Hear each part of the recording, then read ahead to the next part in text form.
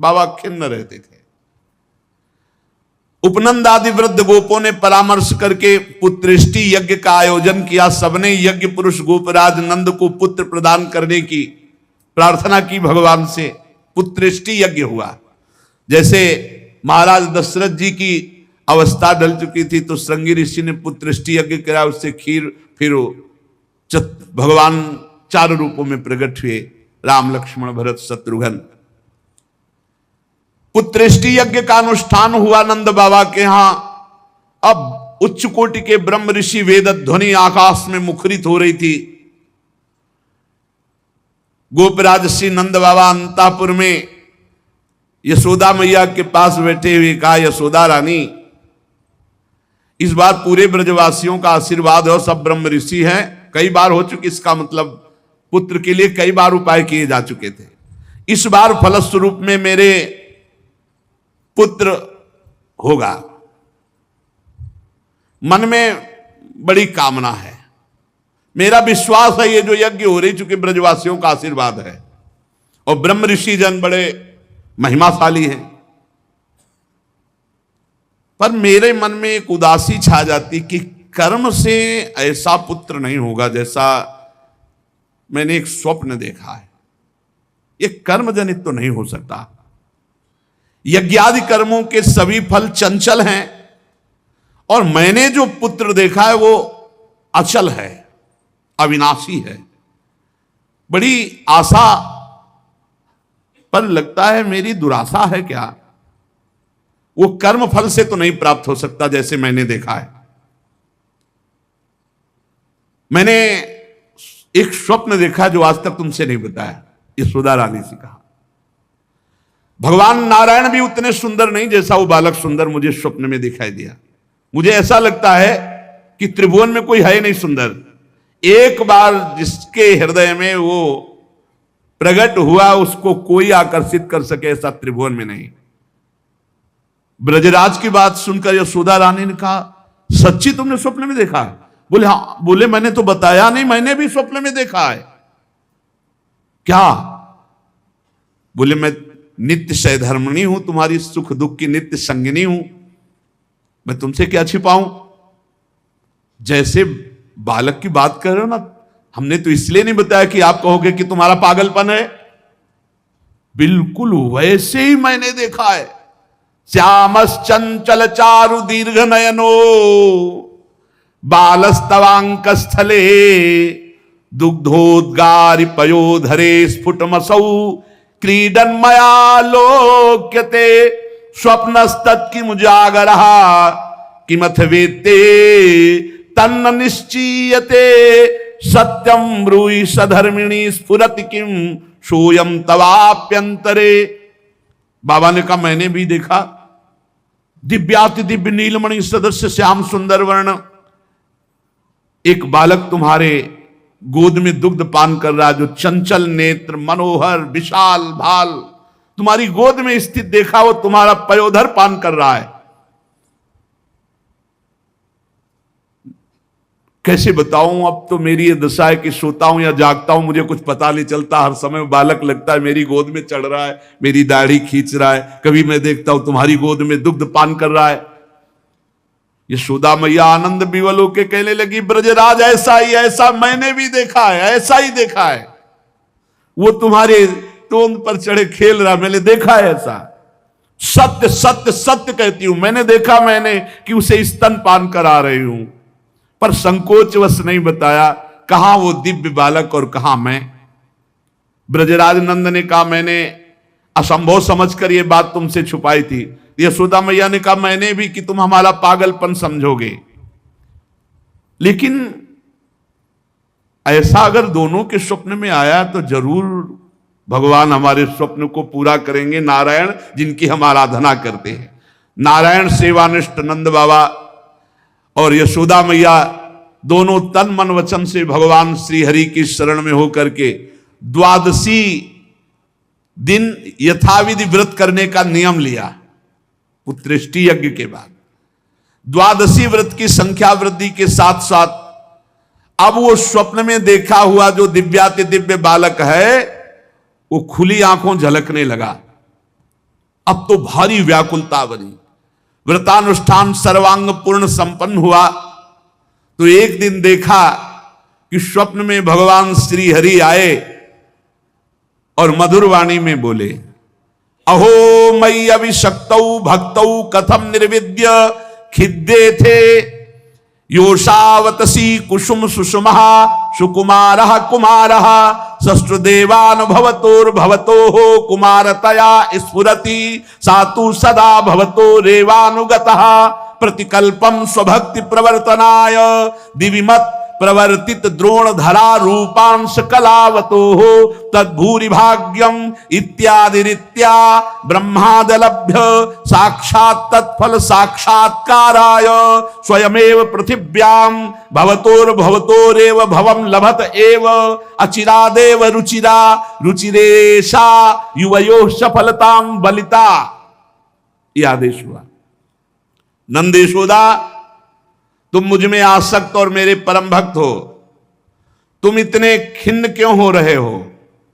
अतसी कुसुम के सदस्य श्याम सुंदर सुकुमार कुमार जो तुम्हारे स्वप्न में जागृत में अनुभूति का विषय बना हुआ है वो मैं हूं।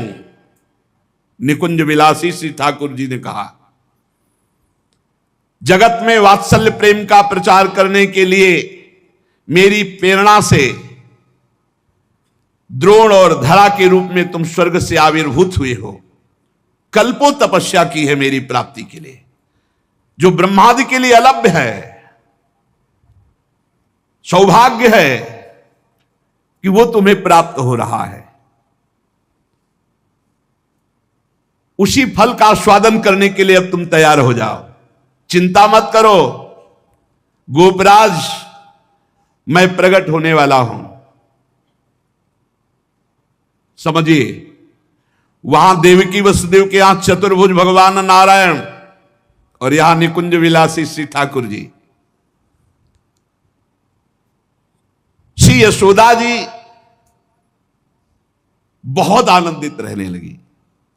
तो एक दिन समस्त ब्रजवासियों ने देखा कि एक अर्धवृद्धा तपस्विनी स्नातक ब्राह्मण बालक को लिए गोपराज नंद की सभा में पधारी। इतनी तपस्विनी तेजस्विनी सब ब्रजवासी खड़े हो गए और आसन देकर प्रणाम करके पूछा, देवी आप कौन हो? आज तक तो आपको देखा नहीं, आपको देखने पे लगता है साक्षात भगवान की योग माया शक्ति हो। ये बालक कौन है? नारद मुनि जैसा दिखाई देता है। आप परम हम ब्रजवासियों का कल्याण करने के लिए पधारी हो। गोपराज के सभासदों की बात सुनकर तपस्विनी ने मुस्कुराकर कहा, मेरा नाम पौर्णमासी है, मैं महान तपस्विनी और दैवज्ञा हूं, तीनों काल का मुझे ज्ञान है। और ये जो बालक है तुमने कहा नारद जी जैसा, इसका नाम मधुमंगल है। ये बालक स्नातक है, इसका दर्शन करके नारद जी का स्मरण होना उचित ही है। ये संपूर्ण वृत्ति नारद जी वाली ही रखता है। तपस्विनी की बात सुनकर गोपराज सभा के सदस्यों ने हाथ जोड़कर पूछा, देवी हम आपकी सेवा करने योग्य बिल्कुल ही नहीं है, इस पर भी आपने हम लोगों पर महती कृपा की। मेरी कुछ समझ में नहीं आ रहा कि आप यहां क्यों पधारी। तो उन्होंने कहा, तुम लोगों को पता नहीं एक अनिर्वचनीय महासौभाग्य उपस्थित होने वाला है, इसलिए मैं यहां आई हूं। सबके पूछने पर पौर्णमासी ने बताया, तुम लोगों के प्राणाधिक प्रीतम गोपराज नंद के यहां एक पुत्र होने वाला है जो अखिल जगत को आनंद सिंधु में निमग्न कर देने वाला होगा। पौर्णमासी की बात सुनकर सभी परमानंद में उल्लसित पुलकित गदगद वाणी से कहने लगे, देवी आपके शुभागमन से हमारा ये ब्रज जो है महान तीर्थ हो गया। आपके लिए कृष्णांति के यमुना जी के समीप हम एक पर्णशाला कुटी बना देते हैं। ये बात जब पौर्णमासी जी ने सुना तो उन्होंने कहा, ठीक ठीक, कृष्णांति के अर्थात कृष्ण के समीप, ठीक तुम्हारी बात निकल गई। जो बालक होगा उसका नाम कृष्ण होगा। तस्मिन् जातवदि निर्दानवता पृथिव्याम भविष्यति तदीय गुणे सदानवता सगुणता विद्यादि प्रबंधे तत्संबंधे तो निर्गुणता सकिंचनता विषय संपत्तौ तद भक्तौ तो निष्किंचनता इत्यादिकम विरुद्धाय मानमपि सर्वैरनुरुद्धम करिष्यते। नंद नंदन के रूप में स्वयं प्रभु पधार रहे। पौर्णमासी देवी कालिंदी तट के समीप पर्णशाला में भगवान के दर्शन की अभिलाषा से निवास करने लगी। पौर्णमासी देवी देवर्षि नारद जी की शिष्या और श्री कृष्ण के आगे जो गुरु बनेंगे संदीपनी जी, उनकी माता हैं। संदीपनी मुनि की माता हैं ये पौर्णमासी देवी। ये महान शक्तिमती थी और श्री कृष्ण की मधुर लीला को सब प्रकार से जानती थी। भगवान की लीला का आनंद बढ़ाने के लिए मस्खरे मनसुखा के रूप में वो मधुमंगल, तो भगवान का जो ऐश्वर्य में अवतार हुआ वो जेल में, और जो माधुर्य में अवतार हुआ ये नंद बाबा के यहां। तो जो ऐश्वर्य में अवतार वापस गया, तो आप देखिएगा अक्रूर जी के साथ अक्रूर जी ने देखा जल में डुबकी लगाकर शेष सैया पर चतुर्भुज नारायण सेन, और हमारे द्विभुज मुरली मनोहर वृंदावनम परित्यज्य पादमेकम न गच्छति, वो कभी यहां से नहीं गए। जो गए तो देखो यहीं से निकलते ही चतुर्भुज हो गए। मथुरा में चतुर्भुज, द्वारिका में चतुर्भुज। हमारे द्विभुज मुरली मनोहर नंद यशोदा के लाडिले वो कभी एक कदम ब्रज से बाहर नहीं गए। तो वहां योग माया के द्वारा नंद बाबा को यह पता ही नहीं चला कि अपने लाला में लाला का समर्पण किया, और पार्श्व में देखा, कन्या उठाया और आ गए। जे ही आए तो जैसे जैसे दरवाजे में प्रवेश करते जाते वैसे वैसे जंजीर ताला सब फिट, और जे ही वहां गए और देवकी जी की गोद में उस कन्या तेवी हथकड़ी बेड़ी जकड़ गई। योग माया के आते ही दरवाजे बंद, हथकड़ी बेड़ी जकड़ गई और पहरेदार जग गए, और कन्या जोर जोर से रोने लगी। जो साक्षात भगवती है, पहरेदार भागते हुए गए, कंस से कहा महाराज 8वीं संतान उत्पन्न हुई। अब तो कंस के होश नहीं, वो तो जैसे पागल हो चुका, बाल बिखरे हुए, कई जगह गिरा, दौड़ता हुआ आया, दरवाजे खोले गए। बड़ी घबराहट है, बाल बिखरे हुए, बड़ा भयानक रूप कंस का। जग गए और पैर पकड़ा और कन्या को हाथ जोड़ रही देवकी जी ने कहा भैया मारो मत, आकाशवाणी हुई थी कि पुत्र होगा, ये तो कन्या है, स्त्री जाति है, अभी बच्चा है, आप क्यों मार रहे हो? भैया तुम तो बड़े कृपालु हो, और देखो हमारे कई बच्चे मार डाले तुमने, अब एक कन्या बची, इसे तो दे दो, मैं तुम्हारी छोटी बहन हूं, बहुत दीन हूं। बड़ा प्रार्थना की, लेकिन वो देवकी जी रोती रही, पैर पकड़ करके कन्या को एक चट्टान पर मार। और ये कन्या कोई साधारण कन्या तो थी नहीं, आद्या शक्ति महाभगवती। हाथ से छूट गई और सामने आकाश में देखा तो 8 आयुध, दिव्य माला वस्त्र चंदन मणिमय आभूषणों से विभूषित, धनुष त्रिशूल बाण ढाल तलवार शंख चक्र गदा। देखा सिद्ध चारण गंधर्व अप्सरा किन्नर सब स्तुति कर रहे अंबा की। और उस समय देवी ने कहा है मूर्ख, तेरी सामर्थ्य नहीं कि तू मुझे मार सके, और तू जिसे सोच रहा ना कि मैंने मिटा दिया, अरे तेरे मारने वाला पैदा हो चुका है। निर्दोष की हत्या करने वाले, अब तू बच नहीं सकता, कहीं भी भाग के जा, तेरे मारने वाला पैदा। अब कंस के दिमाग में आया कि संतान तो 8वीं पुत्र होनी थी, वो पैदा हो चुका, ये आकाशवाणी झूठ कैसे बोल सकती? तो पैदा तो देवकी के यहां ही होना चाहिए। बड़ा आश्चर्य हुआ। फिर उसने हाथ जोड़ा देवकी वसुदेव जी की, व्यर्थ में हमने आपको कष्ट दिया आकाशवाणी, आप मुझे क्षमा कीजिए बहनोई जी और बहन जी। अब वो उन्होंने कहा कुछ नहीं, वसुदेव जी से कहा कि ये विधाता भी झूठ बोलता है, आकाशवाणी हुई थी कि 8वां पुत्र होगा, पुत्री कैसे हो गई? मैं बड़ा पापी हूं, मैंने आप दोनों महात्माओं को बड़ा कष्ट दिया। पर वसुदेव जी आपको दुखी नहीं होना चाहिए। जो लोग तत्व को जानते हैं, आत्मा को जानते हैं, वो शरीर के नाश पर दुखी। देखो इनको भी ज्ञान है यार, बड़ा विचित्र है। पर उपदेश कुशल बहु तेरे, राक्षस स्वभाव वालों को भी ज्ञान, ये भी उपदेश दे रहे।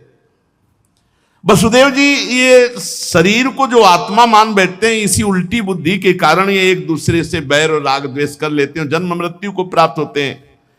यद्यपि मैंने तुम्हारे पुत्रों को मारा, फिर भी ज्ञान के द्वारा देखो कौन किसको मारता है। बड़ा सुंदर ज्ञान दे रहे, अभी बताएंगे ठाकुर जी आके तुम्हें कौन किसको मारता है लौट के। ये जो अपने स्वरूप को भूले हुए हैं लोग, इसीलिए मैं मरने वाला हूं, मैं मारता हूं, ऐसा मैं दुख भोग रहा हूं, ये मेरे को दुख देने वाले घोर अज्ञान की बात। कोई किसी को मारता नहीं, कोई किसी को दुख नहीं, जीव अविनाशी है, शरीराभिमान के कारण ऐसा। फिर भी मैं क्षमा चाहता हूं आपसे। वसुदेव जी के चरण प्रकार देवकी जी ने कहा भैया भैया बस पैर छूने की जरूरत नहीं है, आप खुशी रहो। यह आपने बताया नहीं कि अज्ञान के कारण ही, शरीराभिमान के कारण ऐसा होता है, अपने और पराये का भेद। बस बस आपका इसमें कोई दोष नहीं है। जब वसुदेव और देवकी जी ने इस प्रकार, तो कंस वहां से अनुमति लेके चला गया और बुलाया पूरे परिकर को और कहा योग माया ने जो कहा है वो झूठा नहीं हो सकता। 8वीं संतान पैदा हो चुकी है मारने वाली, तो ये लड़की नहीं हो सकती, ये पुत्री नहीं हो सकती, कुछ है, प्लानिंग करो। वो कह रहे पैदा हो चुका तो ब्रजय में होगा। कंस के मंत्री जितने थे वो कंस से भी ज्यादा बुरे स्वभाव वाले थे।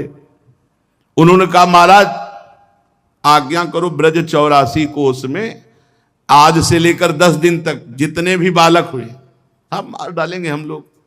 बड़ा प्रसन्न हुआ इसका प्लान कि सबका नाश, और भगवान पहुंच चुके हैं यहां से ईश्वर स्वरूप, और यहां से ब्रज के लाड़िले ठाकुर कभी बाहर नहीं गए, पक्का मानना। कभी ये जितने संत जन ऐसे थोड़ी जी रहे हैं, पूरी भावना में नहीं जी रहे भाई। छिन छिन बिहरत संग, छिन छिन निरखत प्रेम भरी, छिन जस कहा तभंग। अब जब मैया के नेत्र खुलेंगे, लाला को देखेंगे तो उत्सव मनाएंगे, वो कल अपने लोग फिर उत्सव मनाएंगे। श्री राधा वल्लभ लाल।